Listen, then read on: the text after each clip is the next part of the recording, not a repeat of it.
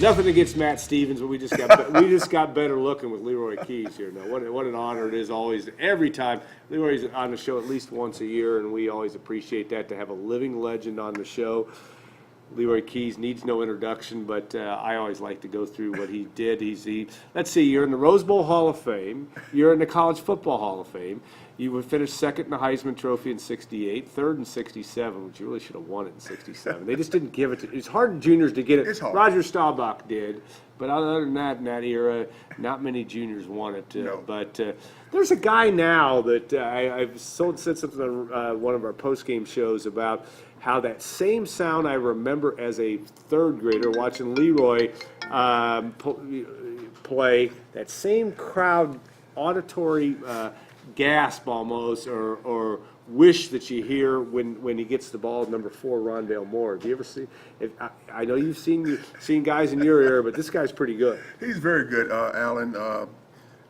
Even I give out that wow. Yeah. He's a wow player. I mean, you know, when you say wow, what is he going to do next? Yeah.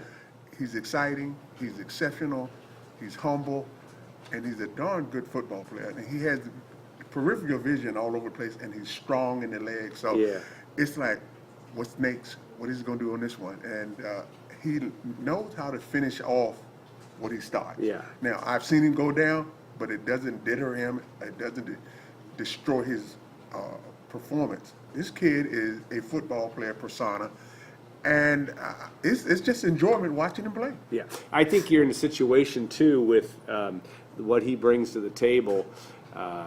You just don't know what it's that strength, but the second to last touchdown of the game prior to Marcus Bailey's pick six is truly it's in the Mount Rushmore of the greatest plays I've seen in Ross-Ade Stadium. I mean, he just was just to be able to break through those guys and take that thing to the house was unbelievable. Well, you know, right now when you're on a roll, which Purdue was on that particular night, to watch DJ Knox Yes. plant that foot and turn it up, Yeah. and he scored his touchdown. Then to see him on the jet sweep, fake one way, come back the other, Yeah. Blau hits him in the run, and he's able to just elude 5 Buckeyes. Yeah. And I'm not talking about chumpy ball players. I'm No, talking no, about no. These are decent football players. Yeah. And yet, I think they underestimated that trying to throw this kid down is not the answer. You got to wrap him up. Yeah.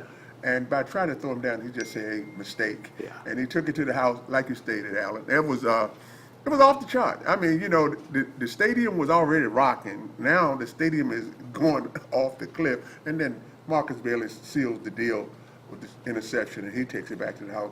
And being from Columbus, I know there could not be a more happier family Oh yeah. for that young man, because he played his heart out also. And DJ Knox, but as we stated, everything goes with it. Wow. Yeah, 15 tackles for Marcus Bailey, a pick six, and really wreaked havoc in what Ohio State was trying to do. You know, you go back in your era, 1968, 66 to 68, but 50-year anniversary of not only the year that you led this off the season as being on the cover of Sports Illustrated, but the Boilermakers beat Notre Dame. I was going to say, in terms of exposure, the Purdue-Ohio State game this past weekend, the only game I really could think of that had as much national appeal and truly national appeal was your win over Notre Dame in '68 when both teams were number 1. I still like to look that game up on YouTube, but tell me about what your memories are, you know, of having that opportunity to play a game against the number 1, and you guys were number 1 in the other poll, and to come out ahead, and you had a little bit of something to do with that as well. Well, you know, it's a funny thing when you go to South Bend and play the Irish, or even when they come to West Lafayette and play us, you know, the notoriety that comes with that game is second to none. When we were up there, and we happened to be there that game, and they had this article in the paper, Yeah. wanted dead or alive. Yeah, they had their picture of and you. I'm sitting there laughing. I'm going like, wait a minute, what have I done to these guys that they want me dead or alive? Yeah. And I think Eric Parsegian did all he could to say, guys, look, this kid has been a thorn in our side, even through his sophomore year with the interception, from recovery. We're going to shut this kid down. We're tired of him. The way he didn't get a chance to play against Seymour a lot that first year. Yeah. and He they did torched those, us up in yeah. South Bend. So they say Yeah. this year we're gonna check out and see if he's for real. But just playing Notre Dame with touchdown Jesus looking down into the stadium and all their rabid fans, and you say to yourself, man, if you beat Notre Dame again, you both are recognized as number one in the country. The Pope gets to talk about you for a month or so. Yeah, that's so true. I enjoyed the challenge, and I think Mike Phipps and Perry Williams and a lot of us guys who knew this was our last time playing the Fighting Irish, we didn't want to go into South Bend and be the team to say, oh, we stopped that jinx with Phipps, we stopped this winning streak that you guys had against the Irish. And it gave us a little bragging rights. We could get up in Terry Hanratty's face, we could get up in Jim Seymour's face, and you know, we just believed that we had their number. Yeah. And even when we lost to them, we still felt that, hey, you knew you were in a ball game. And I was sorry to see that series kind of end, but I'm glad it's coming back because Notre Dame is Notre Dame. Yeah. They're a storied program throughout the country. And when you play a storied program, everybody wants to say, I was there when it happened. Yeah. And that's what I'm seeing right now with Jeff Brom and this current group of Boilermakers. Everybody's saying, wow, I might not have been in Ross-Age Stadium on this past Saturday night against the Buckeyes, but to be watching it on national television, Purdue turned a lot of eyes and ears to wow. Yeah. And so hopefully we can continue that. You know, the emotion of this too, it's obviously an emotional game, an emotional, you know, with the whole Tyler Trent situation and what he brought to the inspiration. Not that Purdue needed motivation, but there was something there that I think at the end of the day you can't minimize. No, I mean, you can't. It was just unbelievable. Tyler's fight is still going on, but what he brought to that, what made it really a magical evening. Fantastic young man. I have not had the opportunity to meet Tyler. I would love to because he epitomizes what a baller is all about. Yeah. Throughout it all, I'm not going to let this derail me. I'm not going to let this keep me from being the Boilermaker that I am. Yeah. And to see him with the P on the side of Yeah. the head, yes, you can cut off all my head, but I'm a Boilermaker. I am the central Boilermaker. And to any player who's ever played the game, who's ever worn the black and gold, this is very special. It's like he's now in the brotherhood. Yeah. Because, you know, this kid is fighting for his life. Yeah. And we don't know and we can't control whatever's going to happen. But the bottom line is, I'm elated that I can say he's a brother of the hood. He's a brother of the nation. And he understands that this is a special moment for him, just as it is for all the guys who have ever worn the black and gold. Yeah, you being a cancer survivor yourself, Yes, I mean, you yes. relate to that. Oh, I mean, yes, that's a very very, much. very powerful thing. Very much. And I just say, if I could say anything to Tyler, I say it's a pleasure. It's a joy. It's an honor that I know of you, and that my prayers are for you and your family, that you continue to fight as hard as you can, and that God has the determining vote, but the bottom line is we're in your corner 100%. You know, David Blau, I think, said one of the most magical in the piece that was on game day. Just, you know, when he looks in the camera and said what he said about Tyler being a Boilermaker was something very, very special. Very David true. Blau is very. This is an interesting team because you talk about great leaders, and you had them in your senior class, but also with Mike Phipps at quarterback. David Blau is certainly that. I mean, he has proven a lot of us wrong in terms of what we thought maybe he was going to do on the football field. Not only is he doing it on the football field, but he's doing it off the field as well. David Blau is a special breed. Yeah. I'm not going to take anything away from Elijah Sindelar or Yeah. anybody else who lines up under the center. But this young man has done things not only at Purdue, but he's gone to foreign countries. Seven He has trips, I think Seven it is, trips. yeah. So quite naturally, he's about what's going on around him. He's worldly. He's well-spoken. He's a born leader.